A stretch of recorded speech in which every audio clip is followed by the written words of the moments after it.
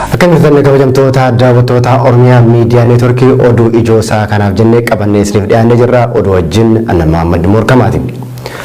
Uffata keelloo uffachuun roobii dabartee namoota olmaa dhaddacha hidhamtoota siyaasaa irratti hirmaatanii humnoota poolisiitiin to'ataman keessaa namoonni 10 mirga wabiitiin akka gadhiifaman manni murtii ajajuun abukaattoo seeraa obbo Kadir Bulloo Oromiyaa Miidiyaa Neetworkiitti himan. Murteen kunis kan darbe erga hidhamtoonni kunneen guyyaa har'aa mana murtiitti dhiyaataniin booda jedhamee jira. Namoonni kunneenis Aadde Masrat Dhaabaa, Wabii Burqaa, Yeroon Tolasaa, Ismaa'eel Ahmad, Kabbadaa Dhaabasaa, Fayyisaa Dastaa, Aadde Fariyaa Haaruun, Aadde Aishaa Ahmad, Aadde Ayyaantuu Kamaalii fi poolisii kan ture Konistaabil Abbabaa Taamanaat yoo ta'an tokkoon namoota kanneef mirga wabii qarshii 700 yoo eegamuuf Konistaabil Abbabaa Taamanaatii fi immoo mirgi wabii qarshii 1,000 eegameefii jira. Hidhamtoonni siyaasa Oromoo mana hidhaa Qaalitti jiran guyyaa sadaffaaf diddaa nyaataa lagachuu itti fufuu maatii OMN'tti himanii jiru. Maatiin hidhamtoota kunneen har'as nyaata qabatanii gara mana hidhaa Qaalitti yeroo deemanitti hidhamtoonni kunneen hanga gaaffiin nuti gaafanne deebi'utti nyaata hin fudhannu jechuun har'as guyyaa sadaffaaf diduu fi maatiin keessummeessoo dhabuu Oromiyaa Miidiyaa Neetworkii odeeffatee jira. Akka maatiin hidhamtoota jedhanittis hidhamtoonni kunneen hedduu dadhabanii kan jiran yoo ta'u guyyaa sadaffaa beelaaf of dararuu hidhamtoota siyaasaa Oromoo kun hedduu isaan yaaddessee jira. Boordiin filannoo biyyoolessaa Itoophiyaa odaan mallattoo paartii siyaasa Oromoo kan bakka bu'uu danda'u miti jechuun fakkoommii dhaabbichaa ittiin beekamu fudhachii diduu isaa itti gaafataman quunnamtii hawaasa adda bilisummaa Oromoo obbo Battee Urgeessaa ibsan. Guyyaan paartilee morkattoota mallattoo fakkoommii taasifatanii ittiin dorgomanii boordii beeksisan yeroo xumura gahetti boordiin filannoo mallattoo odaa kan ABO'n waggoota danuuf ittiin beekamu dorgommii bara kanaaf akka hin fayyadamne bilbilaan ABO beeksisuu obbo Battee Urgeessaa toora Facebook isaanii irratti maxxansanii jiru. Kaaba Oromiyaa Walloo Aanaa Baatee keessatti hidhattoonni ergama diinummaa qaban gama daangaa Faareetiin lo'anii seenuun Oromoota Walloo irratti lola bananii jiraachuu jiraattonni dubbatan. Dhukaasa baname kanaanis daa'imni dubaraa kan umriin isii ganna 10 hin caalle rasaasaan rukutamuun himamee jira.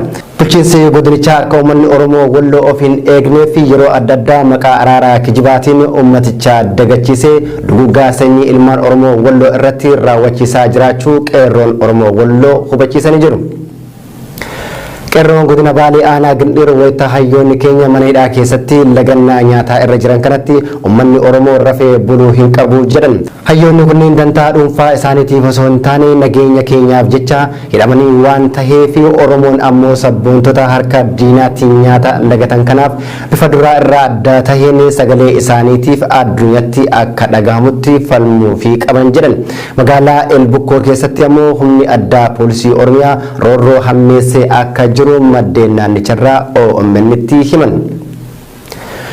Godina Matakkal Aanaa Dibaaxee ganda Calliyaa keessatti humni addaa naannoo Amaaraa uffata raayyaa ittisa biyyaa uffachuun manneen uummataa Oromoo fi qabeenya keessa jiru hunda waliin barbadeessuun dhagahame. Humni addaa naannoo Amaaraa daangaa bulchiinsa isaatiin alaa deemuun bulchiinsa naannoo Beenishaangul Gumuz seenuun walii galtee humna aangoo federaalaa qabatee jiru waliin godhameen uffata raayyaa ittisa biyyaa akka uffatan taasifame jechuun dubbatu namoonni odeessaa kana itti dhiyeenyaan beekan. Dhaabbata mootummoota gamtoomanitti kaadhimamtuun ambaasaaddarummaa Yuunaayitid Isteet Liindaa Toomaas Giriinfiildi hooggansi Itoophiyaa yeroo gara aangootti dhufee jajaa turre uummata isaa irratti waraana bane jechuun dubbatte. Gama biraatiin dhaabbata mootummoota gamtoomanitti komishinarri olaanaa dhimma baqattootaa Filiippoo Giraandii gama biraatiin dhaabbata mootummoota gamtoomanitti komishinarri olaanaa dhimma baqattootaa Filiippoo Giraandii haala Tigraay keessa jiruu fi haala baqattoonni Eertiraa keessa jiran laaluuf gara Itoophiyaatti imalee jira. Somaaliyaatti dargaggoonni loltummaadhaaf filamanii dhoksaadhaan erga gara Eertiraatti ergamuun dhagahamee asii uummata keessatti jeequmsi uumamee jiraachuu Reuters gabaasee jira.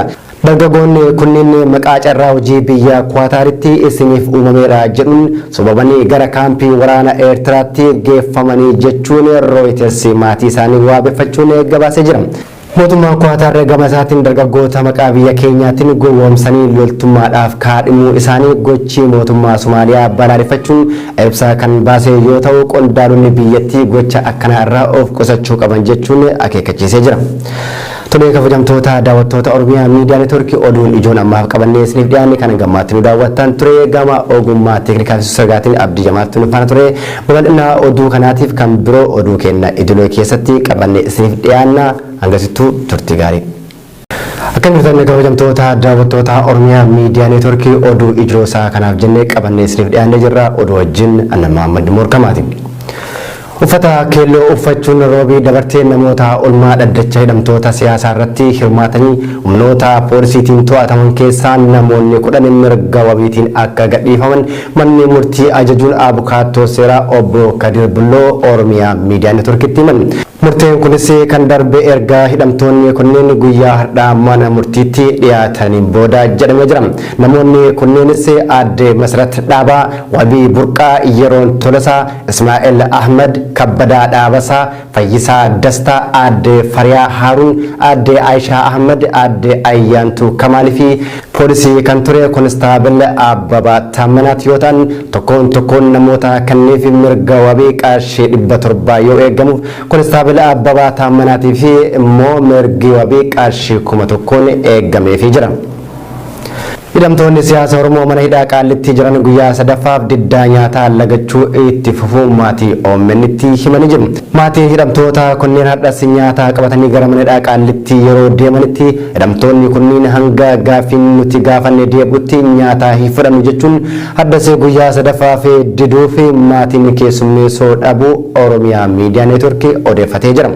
Akka maatiin hidhamtoota jedhanittis hidhamtoonni kunneen hedduu dadhabanii kan jiran yoo ta'u guyyaa sadaffaa beelaaf of dararuu hidhamtoota siyaasaa Oromoo kun hedduu isaan yaaddessee jira. Boordiin filannoo biyyoolessaa Itoophiyaa odaan mallattoo paartii siyaasa Oromoo kan bakka bu'uu danda'u miti jechuun fakkoommii dhaabbicha ittiin beekamu fudhachii diduu isaa itti gaafataman quunnamtii hawaasa adda bilisummaa Oromoo obbo Battee Urgeessaa ibsan. Guyyaan paartilee morkattoota mallattoo fakkoommii taasifatanii ittiin dorgomanii boordii beeksisan yeroo xumura gahetti boordiin filannoo mallattoo odaa kan ABO'n waggoota danuuf ittiin beekamu dorgommii bara kanaaf akka hin fayyadamne bilbilaan ABO beeksisuu obbo Battee Urgeessaa toora feesbuukii isaanii irratti maxxansanii jiru. Kaaba Oromiyaa Walloo Aanaa Baatee keessatti hidhattoonni ergama diinummaa qaban gama daangaa Faareetiin lo'anii seenuun Oromoota Walloo irratti lola bananii jiraachuu jiraattonni dubbatan. Dhukaasa baname kanaanis daa'imni dubaraa kan umriin isii ganna 10 hin caalle rasaasaan rukutamuun himamee jira. Bulchiinsi godinichaa akka uummanni Oromoo Walloo of hin eegneef yeroo adda addaa maqaa araaraa kijibaatiin uummaticha dagachiisee duguuggaa sanyii ilmaan Oromoo Walloo irratti raawwachiisaa jiraachuu qeerroon Oromoo Walloo hubachiisanii jiru. Qeerroon godina Baalee Aanaa Gindhiir wayita hayyoonni keenya mana hidhaa keessatti lagannaa nyaataa irra jiran kanatti uummanni Oromoo rafee buluu hin qabu jedhan. Hayyoonni kunneen dantaa dhuunfaa isaaniitiif osoo hin taane nageenya keenyaaf jecha hidhamanii waan taheef Oromoon ammoo sabboontota harka diinaatiin nyaata lagatan kanaaf bifa duraa irraa adda taheen sagalee isaaniitiif addunyatti akka dhagahamutti falmuu fi qaban jedhan. Magaalaa Elbukkoo keessatti ammoo humni addaa poolisii Oromiyaa roorroo hammeessee akka jiru maddeen naannicharraa OMN'tti himan. Godina Matakkala Aanaa Dibaaxee ganda Calliyaa keessatti humni addaa naannoo Amaaraa uffata raayyaa ittisa biyyaa uffachuun manneen uummataa Oromoo fi qabeenya keessa jiru hunda waliin barbadeessuun dhagahame.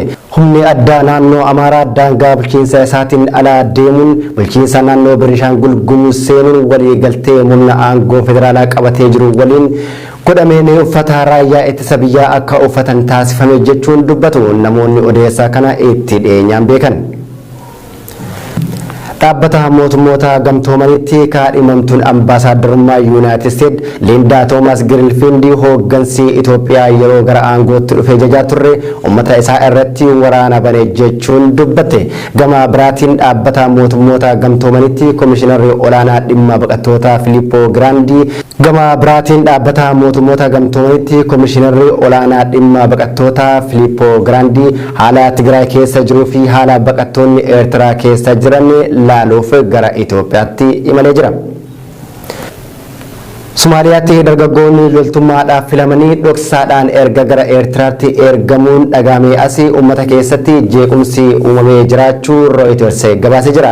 Dargaggoonni kunniin maqaa carraa hojii biyya Kwaataaritti isiniif uumameera jedhuun sobamanii gara kaampii waraana Eertiraatti geeffamanii jechuun Reuters maatii isaanii waabeffachuun gabaasee jira. Mootummaan Kwaataar gama isaatiin dargaggoota maqaa biyya keenyaatiin gowwoomsanii loltummaadhaaf kaadhimuu isaanii gochi mootummaa Somaaliyaa balaaleffachuun ibsa kan baase yoo ta'u qondaalonni biyyattii gocha akkanaa irraa of qusachuu qaban jechuun akeekkachiisee jira.